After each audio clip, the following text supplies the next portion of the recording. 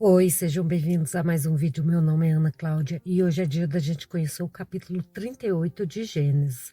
Lá no 37 eu falei para vocês que ia começar a história de José. Quando eu olhei o capítulo 38, não tem nada a ver com o José, gente, porque não sei.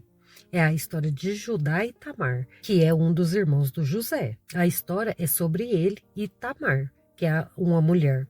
E essa história, gente, é muito boa. Ele tenta passar a perna nela, mas ela dá uma rasteira gigantesca nele. E eu vou contar essa história para vocês agora. Vamos lá.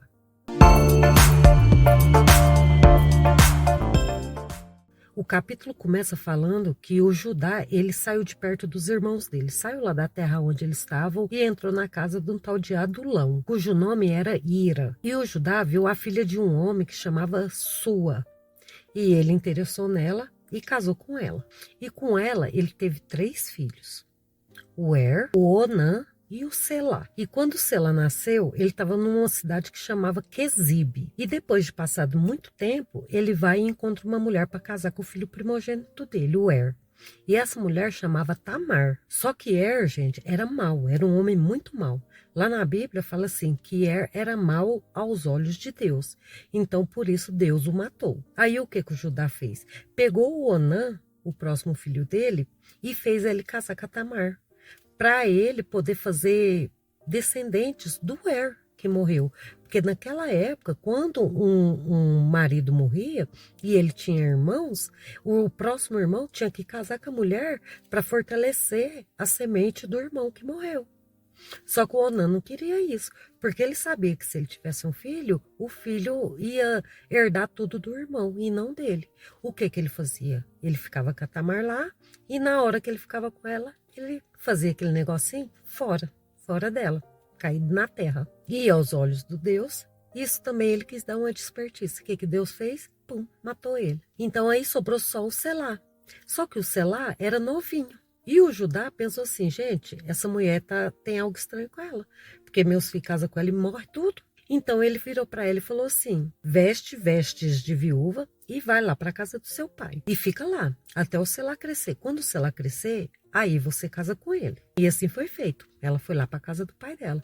Só que ele estava querendo passar a perna nela. Ele não ia pôr ela para casar com o filho dele. Porque ela estava matando tudo, ele sobrou só com mais um, né? Aí depois de muito tempo, a mulher do Judá morreu. E lá na Bíblia fala que ele se consolou e subiu aos tosqueadores das suas ovelhas. Lá em Tímina, ele e Ira, que era um amigo dele. O Adulamita fala lá na Bíblia. E alguém foi e contou para Tamar que o sogro dela estava lá, tosqueando as ovelhas dele, né? Porque o Selá já tinha crescido tudo, e nada de casamento. O Judá não falava nada. Aí ela pensou, esse velho acha que vai passar a perna em mim, né? Mas não vai, não. O que que ela fez? Ela vestiu outras vestes, tirou as vestes de viúva e se vestiu, toda assim, parecendo garota de programa, colocou um véu e foi e sentou entre 2 fontes que tinha lá no caminho desse Tímina, né? E quando o Judá foi passando, ele viu ela e achou que ela era uma prostituta, porque ela estava disfarçada, ela cobriu o rosto tudo. Então ele vai até ela e fala assim, deixa eu entrar em ti. Aí ela, com o jeitinho dela, fala, e o que você vai me dar? Aí ele falou assim, eu te dou um cabrito do meu rebanho. Só que esses cabritos não estavam com ele, né? Ele estava com as ovelhas. Ele falou que dava um cabrito. Então ela falou assim, então você deixa um penhor comigo, para ter certeza que eu vou receber, né? Só que ela já estava armando tudo, né, gente? Aí ele falou, o que que você quer que eu deixe com você? Aí ela falou, o seu selo, o seu lenço e o cajado que tá na sua mão. Como a mulher dele já tinha morrido, tinha um tempão que de certo ele não fazia nada, né? Certo, se ela falasse assim, me dá a lua, ele dava, né? Aí ele entregou tudo para ela, né? E entrou dentro dela. Aí o que que aconteceu? Ela engravidou. O plano dela, filho, deu certinho do jeitinho que ela queria. Aí depois do Judá ter terminado, né? Ela foi, levantou, se vestiu e foi embora para casa dela. Chegou lá, ela vestiu as vestes de viúva e ficou lá mó de boa. Então, quando o Judá voltou, ele pegou o cabrito e pediu aquele amigo dele, o Adulamita, lá, para ir levar o cabrito para a mulher e pegar as coisas dele de volta. E ele foi, né, lá pro rumo daquelas fontes que a Tamar tava, né, e não achou ela. E perguntou para todo mundo lá, cadê a prostituta que ficava por aqui? Os outros falaram, nunca ficou prostituta aqui. Ele já achou estranho. Aí ele voltou para trás e falou para Judá: não achei a mulher. E os homens também falaram lá, né, que não teve nenhuma prostituta ali. Não existe, não teve. Então o Judá, para não passar mais vergonha, né, ele deixou isso para lá. Esqueceu disso. E depois de 3 meses, chegaram no Judá e falaram que a Tamar adulterou os filhos dele, que ela estava grávida. Ele ficou puto da vida e falou: traga ela para fora que a gente vai queimar ela. Só que ela não é boba nem nada. O que ela fez quando eles foi pegar ela tudo? Ela pegou os trem que era do Judá e escreveu um bilhete escrito: o pai do meu filho é o dono desses trem aqui. E mandou que levasse para o Judá. Quando eles chegaram com esse trem, lá todo mundo, porque essas coisas que o Judá tinha, gente, era tipo um CPF. Todo mundo sabia de quem que era. Todo mundo sabia que aquilo era dele. E quando o Judá viu que as coisas eram dele, ele pensou: malandra, foi muito mais do que eu. Então ele foi lá e falou com jeitinho, né? Mais justa é ela do que eu, por eu não ter dado selar meu filho a ela. Em vez de falar mais esperta foi ela do que eu, né? Mas tudo bem. Então ele teve que ficar com ela. Só que ele nunca mais tocou nela. Foda-se.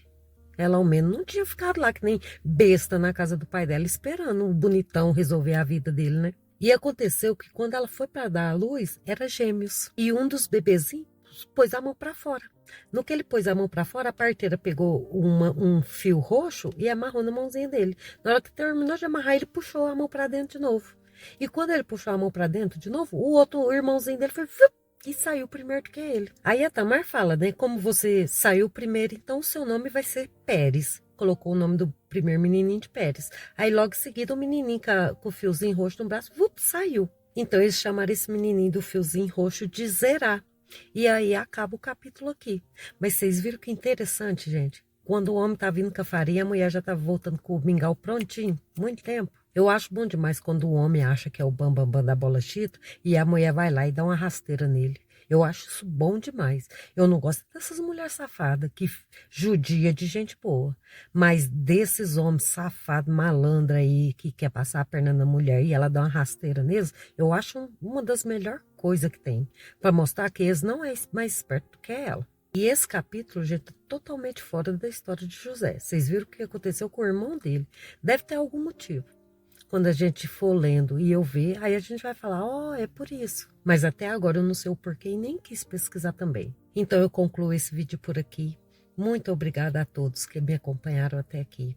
Um grande abraço. Espero vocês no próximo vídeo. Tchau, tchau.